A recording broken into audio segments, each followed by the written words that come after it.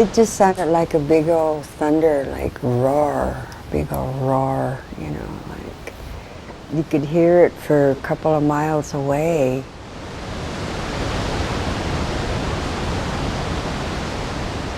So there was always a lot of people here, a lot.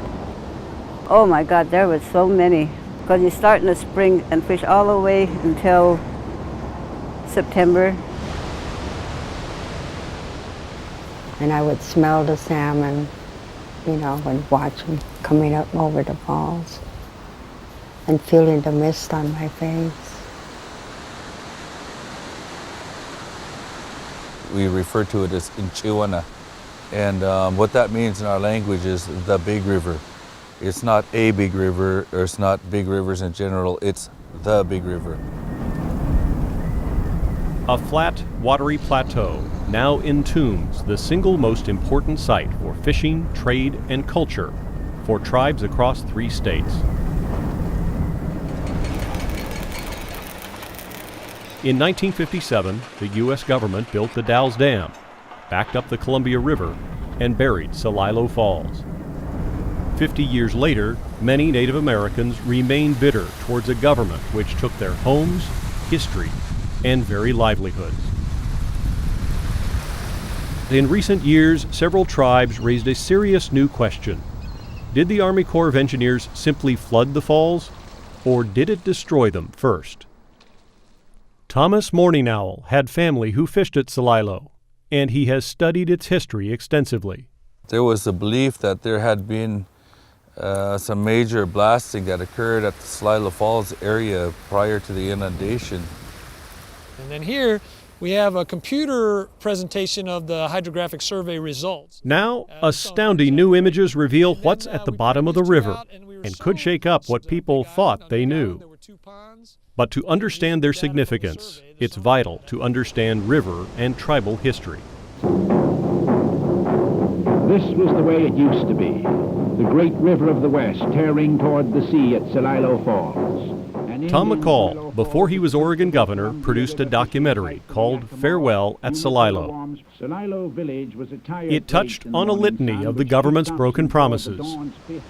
First, in 1855, Congress promised in a treaty that tribes could continue to fish at all their usual and accustomed places.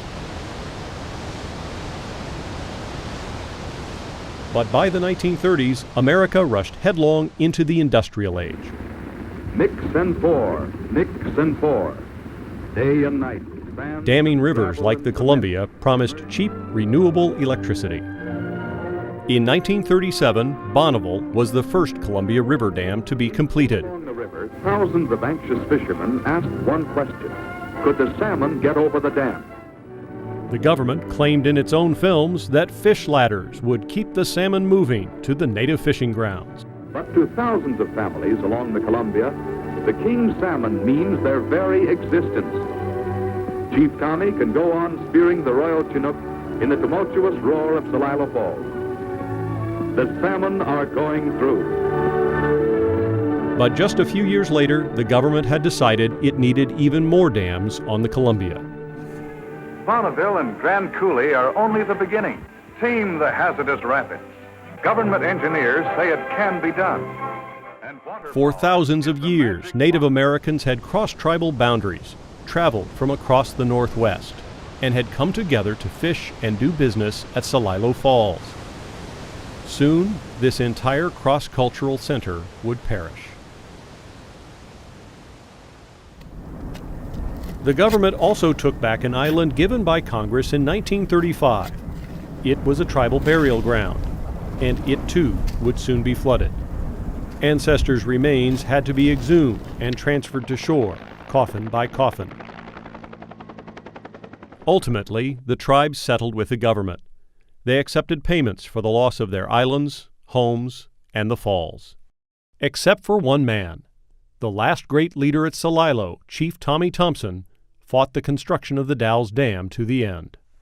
He knew this was going to happen.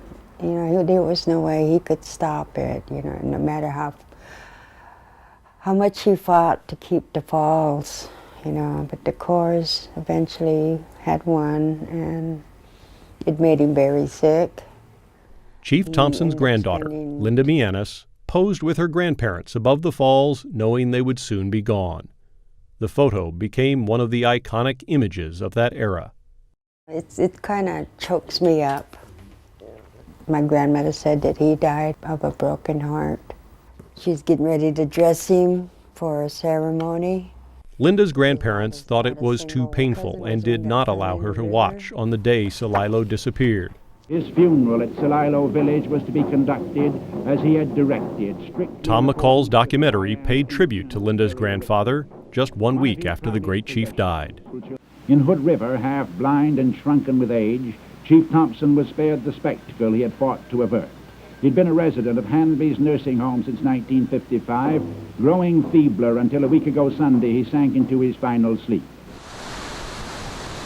The Dalles Dam dropped its gates on March 10, 1957. It took less than 1 day, just a matter of hours, for the hand of man to undo tens of thousands of years of natural history. Thousands of outsiders flocked to the Columbia to watch the river back up.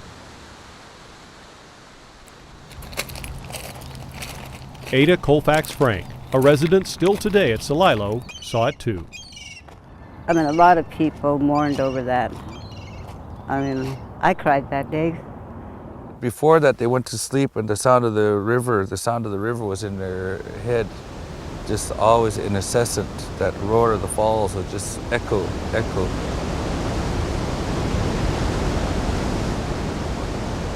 And they said they went to sleep with that in their mind. The next day they were looking and the sound becomes smaller and smaller and smaller. Pretty soon they said there was no sound. And all you could hear is just the wind.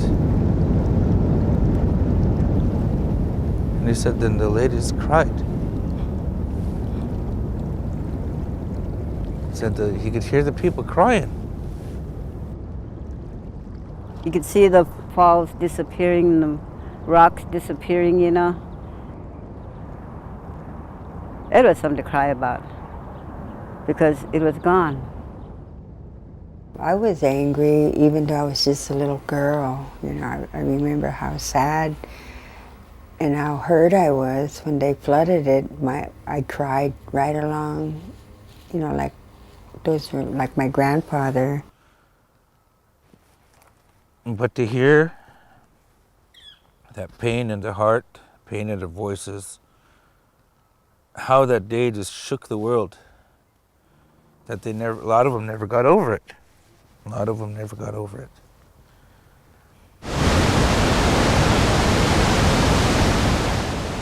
For the government, new hydropower was reason to cheer. Vice President Richard Nixon came 2 years later for a festive dedication of the Dalles Dam.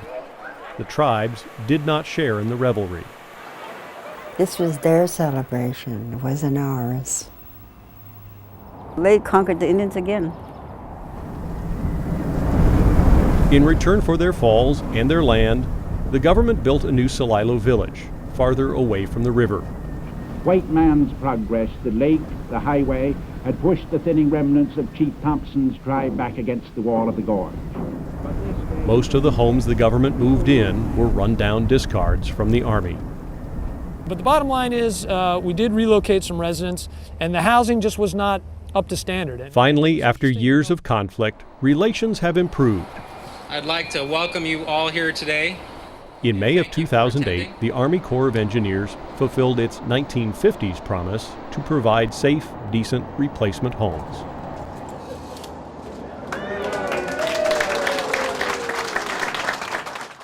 There was many promises made to us, and it took over 50 years for it to come true. Real good day for our future. What I mean by our future is our children, where it's good for them to have these new homes. They see a dream come true. 15 brand new homes and a new longhouse now stand in Celilo Village. This is a ribbon cutting for these houses, but the project isn't over. And then this project in turn contributes to other projects up and down the river that are so important. It really turned out well with that. But Army Corps Colonel Thomas O'Donovan had one more enormously sensitive issue. Tribes had challenged him. Did the Army Corps of Engineers dynamite Celilo Falls before the Dalles Dam backed up the Columbia River?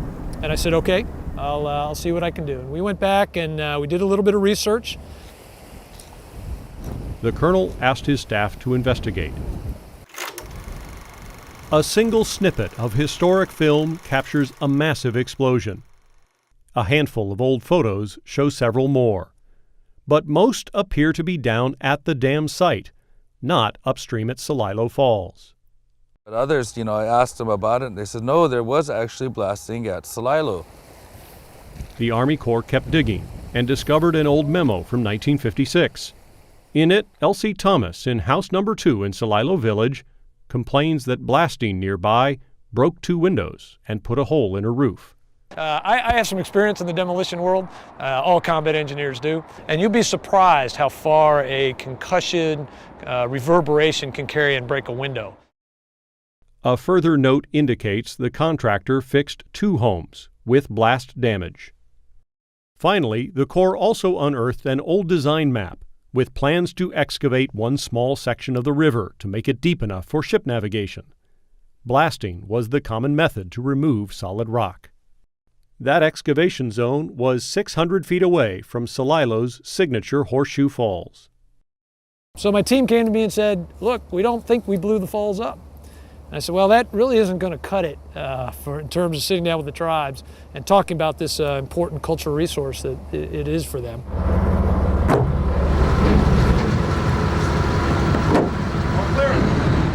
The colonel urged his staff to deploy one more tool, a survey ship capable of scanning the bottom of the river with sonar. We may do this hydrographic survey and see nothing but a flat sand floor and not be able to see the geologic structure that the falls were formed from. It pretty much paints a picture of the bottom. For 2 days, the boat scanned the Celilo Pool. You can see the shape of the bottom and the contours. Multi-beam head. We've got all the... Through computer technology, the unthinkable has happened. Celilo Falls is visible again for the first time in 50 years. What it essentially shows is exactly what was here when the falls were inundated, when the dam's gates were closed. We've taken a picture from 1948, an aerial photo, and our hydrographic survey results, and we've overlaid the 2 of them and have absolutely perfect alignment on such critical features as Horseshoe Falls, the islands, the riffles, the ponds that existed on the islands that were here. It's all there. The computer generated a 3-dimensional picture. Red and orange surfaces sit 40 feet underwater. Blue and green channels are even deeper. I was very excited, and I thought we really have an opportunity here to sit down with the tribes and show them what is still there of this important portion of their heritage. Jeez, what a computer can do. Amazing. It's amazing to see this. It's, you see the rock faces here where the people had their scaffolds. The rock face is still there. This is really good because I can see it. This is great. I know the ones that are gone now, they would like to have seen this. To me, it's just great to see it still there. I mean, they didn't blow it up. The 3-dimensional scans show that the falls have not filled up with half a century of sediment. Contours appear at the bottom. The Corps believes those ripples in the sand show a strong current still moves and proves the dam has not created a stagnant reservoir. It gives me hope. It gives me hope that one day perhaps there's a little bit of a dream in our hearts that maybe one day we can see that falls happen again. Many of the river people carry a cautious hope that the falls might flow once again. The last person anyone ever expected to agree says Celilo Falls might well return. It's a prediction with strong caveats from the colonel of the very corps that built the dams. There's no question in my mind. Someday these dams are coming out. Not someday soon, Vince. We're not talking anytime soon. They are an important portion of the nation's energy and navigation infrastructure. Most of these dams are less than 100 years old. The average lifespan of a dam can be 200 to 300 to 400 years. You need to understand that what I say when I say parts of the nation's infrastructure. And that's the bigger point I'm making. The dams are going to be here a long time. The tribes are going to be here from time immemorial to time immemorial. In his heart, I believe he's speaking true. But then, you know, as a native person, yeah, I'm from the government, I'm here to help. Yeah, we've heard that before. We've heard that many times over. No one believes Celilo will return in our lifetime. But with new images showing the falls do still exist, and a candid assessment from the Corps itself, perhaps the grandchildren of grandchildren's grandchildren might awaken one day to the roar of a river restored. I really hope they can see it. I mean, the Indians should see it. I mean, everybody should see it, what was taken away. And we try to keep that alive so that they will know that what had happened will always be a memory in their heart. Those are very interesting photos. Those are very, very amazing. It makes a person have hope again. I'd like to see it one day.